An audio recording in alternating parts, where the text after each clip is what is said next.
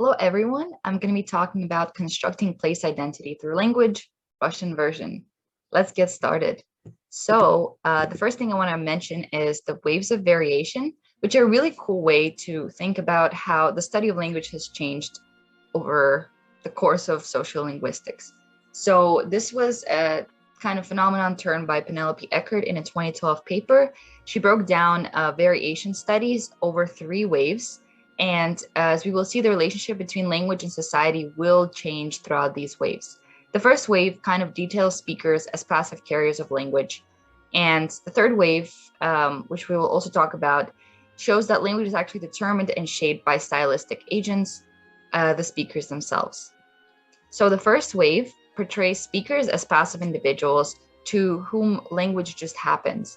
And language change emerges from pressures within the linguistic systems as opposed to the speakers themselves creating maybe some sort of linguistic difference. And a really cool study that demonstrates this is a Labov study from 1966 on the social stratification of English in New York City department stores. Essentially, his research team went in and went into department stores that they termed as lower class and upper class department stores and looked for the expression of the variable R in the worker's speech and associated that with their socioeconomic status.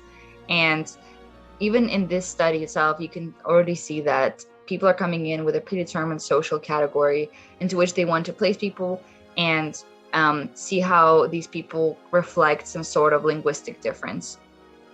And a really useful term that comes up in a lot of social linguistic studies is indexicality, which explores the stereotypical relationship between linguistic form and social meanings.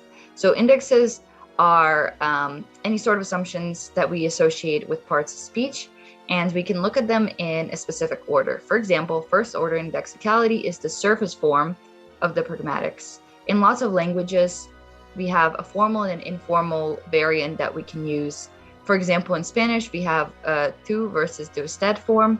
The tú form you'd probably use with someone you're more familiar with, whereas the usted form indexes that you're talking to maybe a superior or a stranger. And so it can either create distance or closeness depending on which one you use. And if you're talking to your friend and you use the tú form, you're already first order kind of indexing that there is this familiarity between you. Whereas second order indexicality requires a little more introspection. Let's say that you're on the streets of New York City and you talk to someone asking them for directions and they respond with like a really evident Brooklyn accent that you index yourself.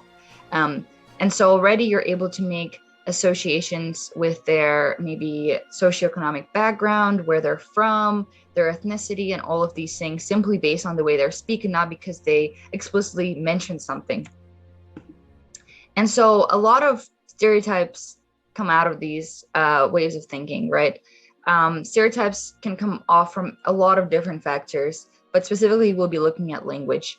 And so we can judge people's regional background, social status, ethnicity, and a ton of other traits just based off the way that they speak.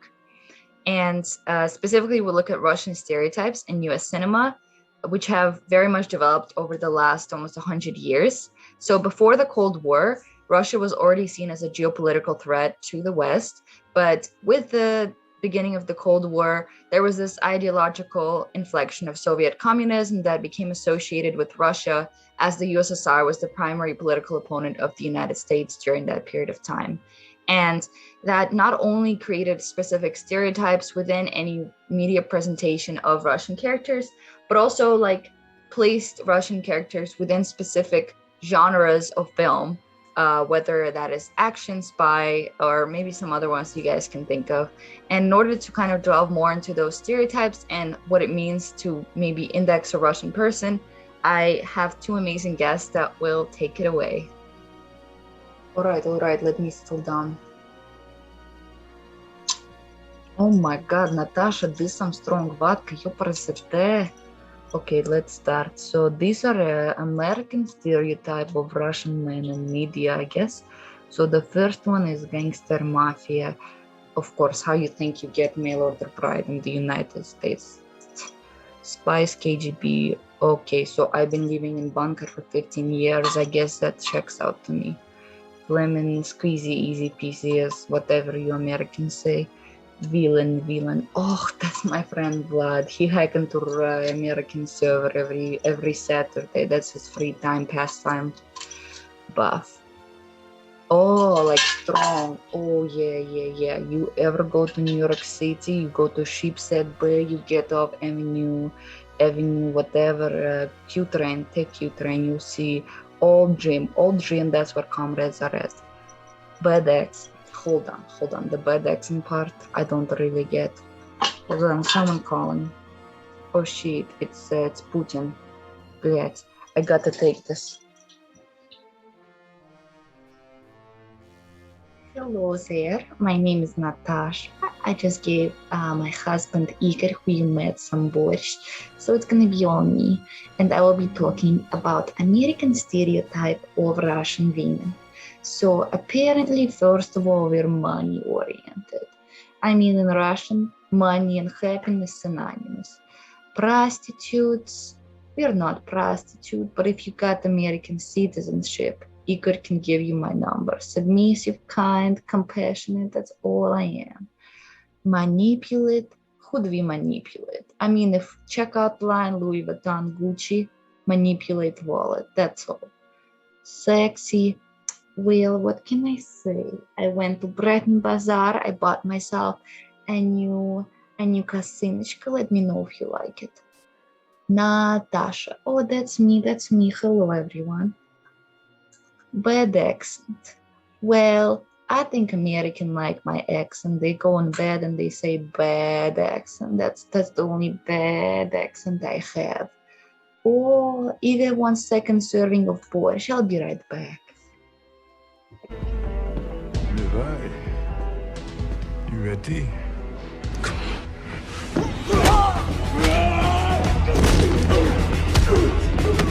Everybody!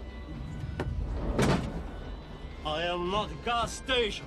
This is sophisticated laboratory. I'm in charge. So do not be touching anything. Give me a fucking break. Deserve? You're a mail order bride. I'm not a mail order bride. Ну и что? How do you Soviets deal with all the tension and stress? Vodka. Unbelievable, the condition that was in I must break you. I'm Mr. Bond. The pleasure will be all mine. I'm gonna let you unpack all of the things that you got to hear. Just some interesting, maybe phonological things that you might have heard were rolling of R's, the being replaced with z, the being replaced with v, and articles in sentences dropped, since Russian doesn't actually have articles within speech, and so a lot of those actually play into stereotypical representations of Russian people in American media and American society at large. And we got to sort of see how studies of language systems can also study and maybe continue stereotypes. But on the other hand, we can also study individual speakers and actually place speakers at the center of their own linguistic understanding. And this can be seen in a lot of third wave variation studies that view variation as an essential part of language change. And so within specific language communities, people that are stereotyped as having a Brooklyn accent, for example, those individuals can still act differently in different situations, and their stereotypical Brooklyn accent can function to varying degrees. And in this sense, speakers are actually stylistic agents that get to control how they're perceived, or at least try to control how they're perceived in the home, the workplace, with specific people, specific friends, etc. An interesting study from 1998 looked at how fraternity brothers index working class cultural models to create like a cooler identity. And these fraternity brothers were essentially dropping the G and like ending in present participle forms in order to index how hip they are. And in this sense, speakers essentially have stylistic perspective of their own speech. Sometimes they can use stereotypes about their populations in order to subvert them, but they can also use those stereotypes in order to index themselves as part of that group. In some instances, that can create a sense of place identity for speakers. Within a study by William Labov on the social motivation of sound change, there was a study of variation within Martha's Vineyard, specifically within fishermen and older generations that had a kind of phonological variation. I'm not going to focus on the entirety of that study, but one thing that was really interesting to me was that children of fishermen who did not have that phonological variation would leave, go to college or elsewhere, and then come back and sometimes have that sort of characteristic that they didn't have before. And they developed that because they were no longer, in the same environment as they previously were, and they were now the other in a lot of these cases, and maybe had to develop a sense of pride further from where they were from. And similar to this idea, I was interested in exploring how Russian students themselves might feel that way, or whether they did in the American US college system. In a lot of instances, college students or new college students are coming from pretty heterogeneous environments where they aren't exposed to as many people outside of their community. And once they go to college, that's the first opportunity for people to sort of get to meet others from a variety of different backgrounds and suddenly become the other within those instances, which can lead them to develop a greater sense of maybe their own ethnic, socioeconomic identity. So I posted a survey on Facebook groups, primarily UChicago Facebook groups, and I was interested in seeing whether Russians, specifically Russian students, felt a closeness to their Russian identity after coming to college. I had a total of 21 participants, and I wanted to get a kind of background of them before I asked them the question. So about 62% were Russian speakers at home and listeners. About a fourth were actually Russian listening, English speaking, and a small amount was both listening and speaking in English. And most students were actually part of affinity communities within the universities, so meaning that they got to interact with other Russian and Slavic people. The analysis was actually the opposite of what I predicted. Most people actually felt a decreased sense of Russian closeness since coming to college. There were no other factors in the questions I asked that immediately made this obvious. So rather than, assuming something, I want to just kind of reflect the responses that I got from some of the participants. They said that coming from Russian communities where they were able to interact with more Russian people, and then coming to university where they had significantly less Russian people to talk to and less ways to explore or show that they're Russian,